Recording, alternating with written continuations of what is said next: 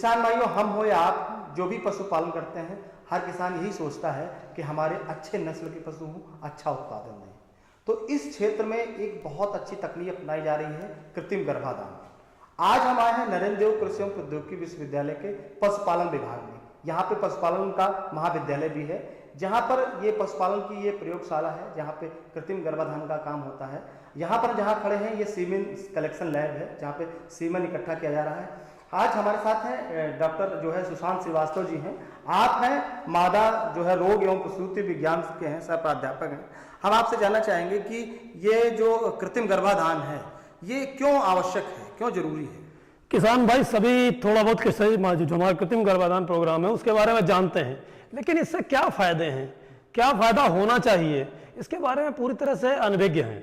इससे मेन चीज हमारा जो कृत्रिम गर्भाधान लागू करने का फायदा क्या था, क्योंकि जब हम वैसे सांडों से सर्विस कराते हैं तो उससे क्या फायदा होता है कि जानवर गर्भित तो हो जाता है, लेकिन सबसे बड़ा नुकसान क्या होता है, यदि किसी सांड में कोई बीमारी है, खास तौर से 7 बीमारियां होती हैं जो प्रजनन के द्वारा एक जानवर से दूसरे जानवर में चली जाती हैं। यदि हमारा सांड उन 7 में से किसी बीमारी से ग्रसित होता है तो मादाओं में वो बीमारी पहुंच जाती है, और जानवर यदि ट्राइकोमोनासिस से ग्रसित होता है तो प्रथम 3 माह में बच्चा फेंक देता है। यदि ब्रूसिस से ग्रसित होता है तो जो द्वितीय मादा 3 से 6 माह के बीच में वो बच्चा फेंक देता है। ये ब्रुसेल्ला एक ऐसी बीमारी है जो जीवाणु जनित बीमारी है, उससे ग्रसित होता है तो तीसरे जो गर्भकाल जो मारने की 7 से 9 माह के बीच में बच्चा फेंक देता है। खासतौर से इसमें जो मेन समस्या आती है, जानवर ने सारी किसान ने मेहनत की और बच्चा जना ही नहीं तो कोई फायदा नहीं होता है।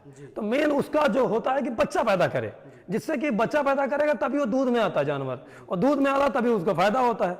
एक तो ये जो मेन फायदा होने वाला बीज कि कृत्रिम गर्भाधान द्वारा जो हम सीमन का प्रयोग करते हैं उसमें जो हम सांड चयनित करते हैं वो इन 7 बीमारियों से फ्री होते हैं। और खास तौर से हम जो भी सांडों का चयन करते हैं या जिनका वीर्य कलेक्शन करते हैं उनके सारी बीमारियों की जांच समय समय पर होती रहती है। हर 6 माह बाद उन सांडों की जांच होती है, वो सारे बीमारियों से ग्रसित, किसी भी बीमारी से ग्रसित नहीं होते हैं। जो सांड हैं उनको कोई जो बीमारी होती है वो नहीं आती, वंशानुगत नहीं हो पाती है, दोबारा नहीं आती है। जो पशु होते हैं वो अच्छी नस्ल के होते हैं, उनका उत्पादन बढ़ जाता है। इसलिए कृत्रिम गर्भाधान बहुत आवश्यक है। कृत्रिम गर्भाधान अगर कोई किसान भाई करना चाहता है अपने जानवरों को, या करना चाहता है या आपके यहाँ आता है या किसी हॉस्पिटल में जाता है, तो ये कैसे होता है, क्या तरीका है, पूरा जो विस्तार से? कृत्रिम गर्भाधान के लिए सबसे जो प्रथम आवश्यक है उच्च कोटि का गुणवत्ता युक्त वीर्य। उसके लिए पूरे हिंदुस्तान में कुल 157 प्रयोगशालाएं हैं जो आज के डेट में डिफरेंट उनका कैटेगराइजेशन किया गया है कि जिससे उनकी क्या गुणवत्ता युक्त वीर्य हो। क्योंकि गुणवत्ता उच्च गुणवत्ता युक्त अगर वीर्य है जिसमें कि जो वीर्य की गुणवत्ता बहुत अच्छी क्वालिटी की है, साथ में जो वीर्य है उसका जो सांड है उसकी मादा ने कम से कम, जैसे आज की डेट में मुर्रा नस्ल के लिए जो भारत सरकार ने जो नियमावली निर्धारित की है, कम से कम 3000 लीटर की माँ उसकी होनी चाहिए जी। हमारा HF है तो उसके लिए 6000 से 8000 लीटर की डायमील होनी चाहिए, मिनिमम स्टैंडर्ड है। हमारा साहिवाल है, थारपाकर है, 3200 लीटर प्रोडक्शन होना चाहिए।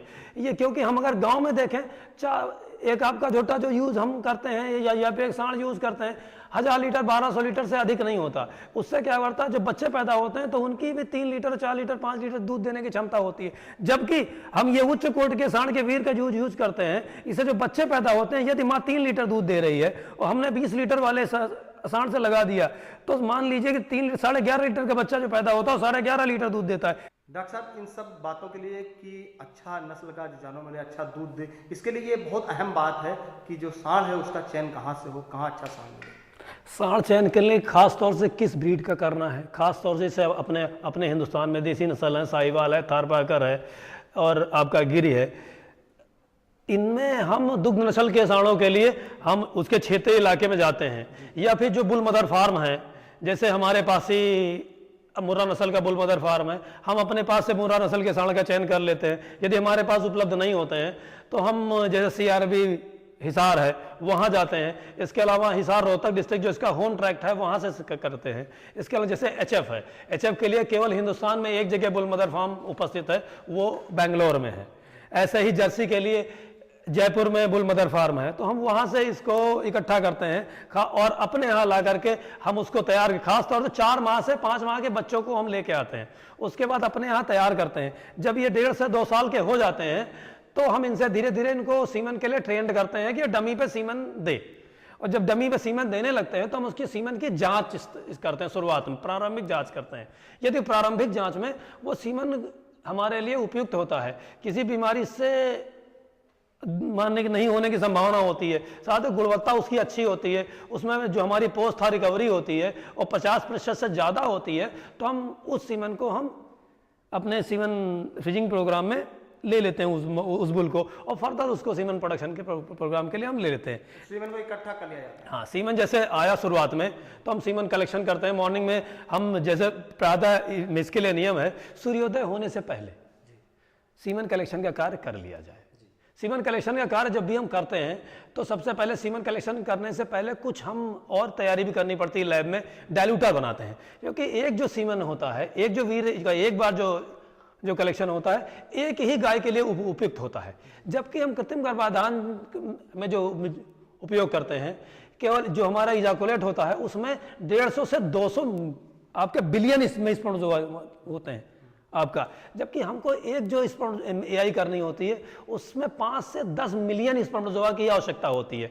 तो एक जो वीर एक बार जो इजाकुलेट में निकलता है उससे कम हम 200 से लेकर के 1000 एक्स्ट्रा तैयार कर सकते हैं, और उतनी गायों का हम इंसेमिनेशन प्रोग्राम में यूज कर सकते हैं। आप सोचिए एक सांड अपने जीवन काल में लगभग मिनिमम से मिनिमम यूज करें 50,000 डोज और अधिकतम 10 लाख डोज तक दे देता है, तो 10 लाख गाय गर्भित करने के लिए उपयोगी हो जाता है। इसलिए हमने एक परियोजना और तैयार की कि आपको अच्छे नस्ल के ही बच्चे पैदा हो।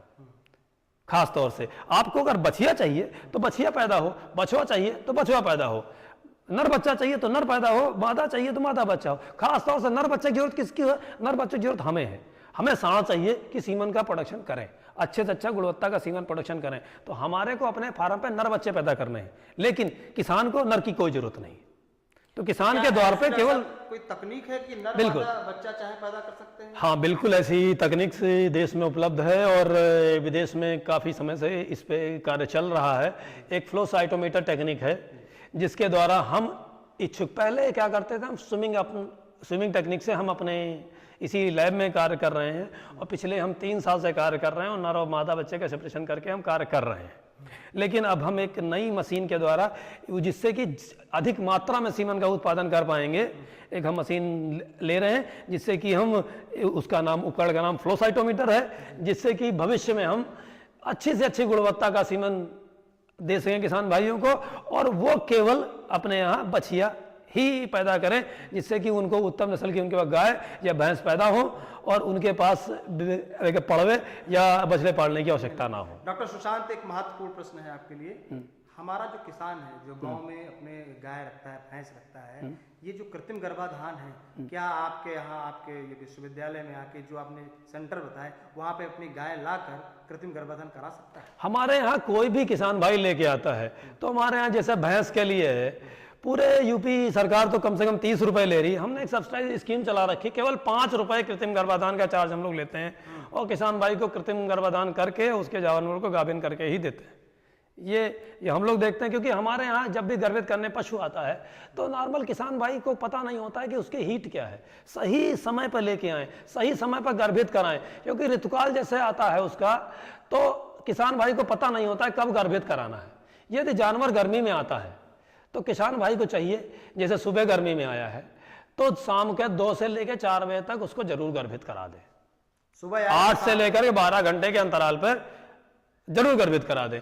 यदि शाम को 4 बजे 5 बजे यदि वो गर्मी में दिखाई पड़ता है तो सुबह 8, 9, 10 बजे तक उसको हॉस्पिटल पहुंच जाएं, नहीं तो आसपास के जो एआई वर्कर हैं उनसे संपर्क कर लें और सुबह उसको एआई का कार्य करा लें।